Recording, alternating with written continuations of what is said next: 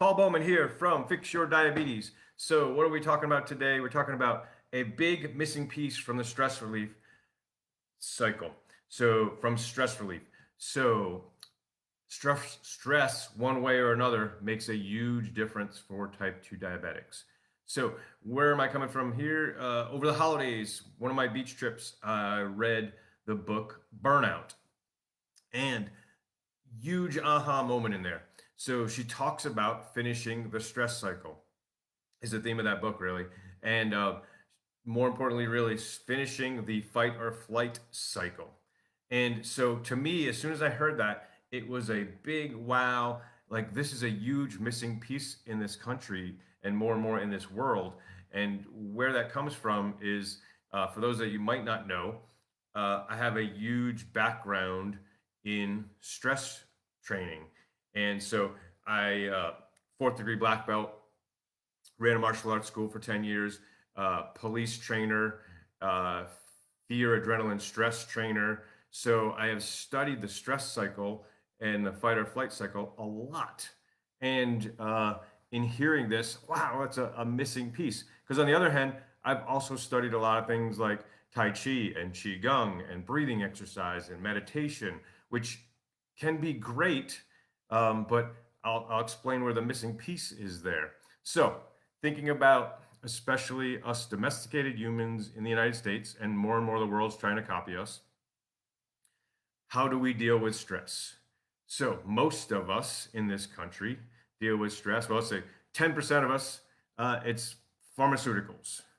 Uh, Over 50% of us regularly use alcohol or other recreational drugs.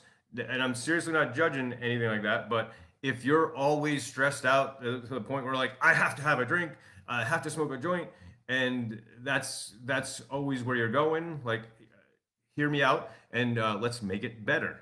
Um, and a lot of people are stuffing comfort food in their face to deal with that stress as well.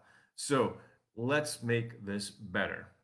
So, also, a lot of times we're taught, and a lot of us are working on, okay, how do I deal with my stress? Do some breathing exercises, do some Tai Chi, do some Qigong, do some yoga, do some meditation. Um, and again, when we go from stress to those can have some positive effect, but we are shortchanging the cycle. And in the long run, doesn't really work. And here's what I mean by that. Every wild animal on this planet, and the reality is we're not wild animals anymore. We are domesticated. We're domesticated humans. So we have lost touch with this. But if you look at every wild animal on the planet, when they are stressed, is usually fight or flight. And what do? They either fight or they run.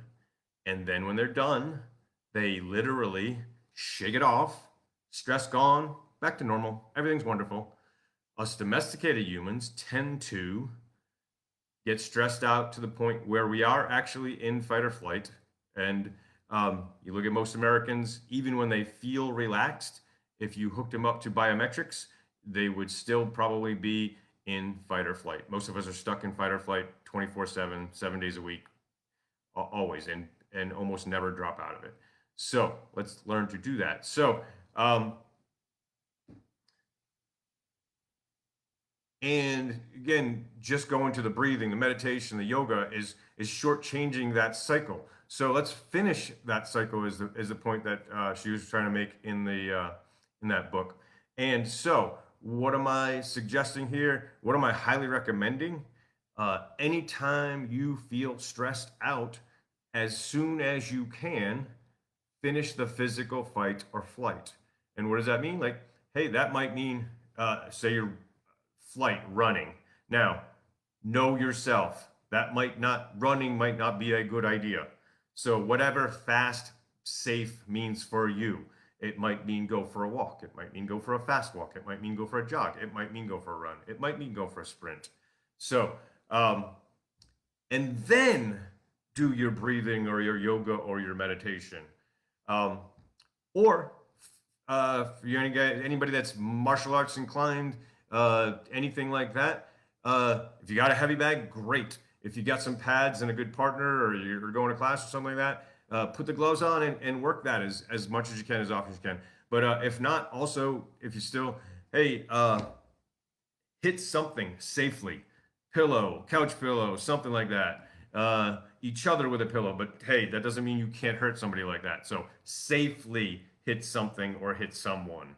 And it's if you look at the fight or flight physical cycle, usually it's 10, 15 seconds. But doing that or not doing that makes a big difference. So, sure, might you get more benefit if you went for that, whatever your version of that run is, for a little longer, if you did that fight for a little longer. But the reality is, from stress to fight or flight, okay, boom, hit something for 15 seconds at least. Go for a 15-second quick something. Sprint around the block, but again, safely wherever you are. And again, after your version of physically going through your fight or flight, yeah, shake it off, and then if you're still feeling like, go do some breathing exercises, go do some tai chi, go do some yoga, something like that. So again, even myself, it was such a I still had to, like, okay, it's still not ingrained. So I definitely am working on making that a habit. So make it a habit. Feeling stressed out, and again, living a good life it includes stress. So feeling get stressed out as soon as you can. Really physically go through the fight or flight safely, and then do your relaxation. I hope that helps a lot.